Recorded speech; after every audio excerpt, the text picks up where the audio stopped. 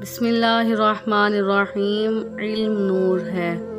حضرت علی رضی اللہ عنہ فرماتے ہیں، پریشانی خاموش رہنے سے کم، صبر کرنے سے ختم اور شکر کرنے سے خوشی میں بدل جاتی ہے۔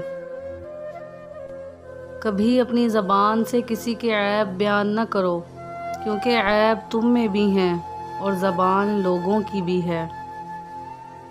جو انسان کسی کے احسان کا شکر گزار نہیں ہے، وہ آئندہ ضرور اس سے محروم ہو جاتا ہے۔ جہالت ایک قسم کی موت ہے اور جاہل لوگ چلتی پھرتی لاشیں ہیں۔ ہر صبح جلدی اٹھ کر اپنے کام کاج میں مشغول ہو جاؤ، سعادت پا جاؤ گے۔ دنیا میں خوبصورت دل تلاش کرو، چہرے نہیں، کیونکہ خوبصورت چہرے تو بہت ہیں لیکن خوبصورت دل بہت کم۔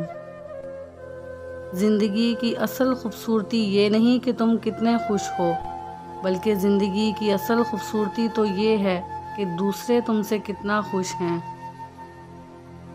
خواہشیں بادشاہوں کو غلام بنا دیتی ہیں، مگر صبر غلاموں کو بادشاہ بنا دیتا ہے۔ دنیا دھوکے باز، نقصان دینے والی اور جلد فنا ہو جانے والی ہے، اس لیے اللہ نے دنیا کو نہ تو ثواب دینے کے لیے پسند فرمایا اور نہ عذاب دینے کے لیے۔ کسی کو تم دل سے چاہو اور وہ تمہاری قدر نہ کرے تو یہ اس کی بدقسمتی ہے، تمہاری نہیں۔ غم آدھا بڑھاپا ہے۔ حضرت علی رضی اللہ عنہ نے فرمایا، جو چغل خور کی بات پر اعتماد کرتا ہے، اپنے دوست کو اپنے ہاتھوں کھو دیتا ہے۔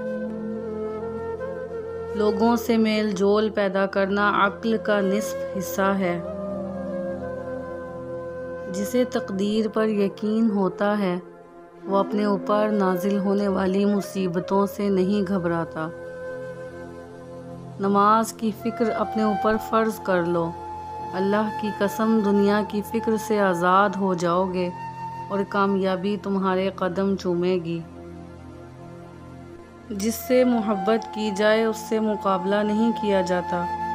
کسی کو پا لینا محبت نہیں، بلکہ کسی کے دل میں جگہ بنا لینا محبت ہے۔ اگر کوئی تم سے پوچھے بتاؤ زندگی کیا ہے، تو تم ہتھیلی پر ذرا سی خاک رکھنا اور اسے اڑا دینا۔ مظلوم اور نمازی کی آہ سے ڈرو، کیونکہ آہ کسی کی بھی ہو، عرش کو چیر کر اللہ کے پاس جاتی ہے۔ لوگوں کے اخلاق کے مطابق ان سے میل جول رکھو اور اعمال میں ان سے علیحدہ رہو۔ حق جہاں پر بھی ہو وہاں تک پہنچنے کے لیے شدید سختیوں میں بھی گھس جاؤ۔ اگر تم اپنے علم پر مغرور ہو تو جہالت کے لیے یہی کافی ہے۔ حضرت علی رضی اللہ عنہ فرماتے ہیں، ایک دوسرے سے بغض نہ رکھو، کیونکہ یہ خیر و برکت میں زوال کا باعث ہے۔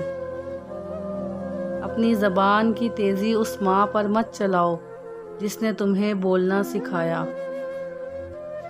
صلو علی الحبیب صلی اللہ تعالی علی محمد صلی اللہ علیہ وسلم۔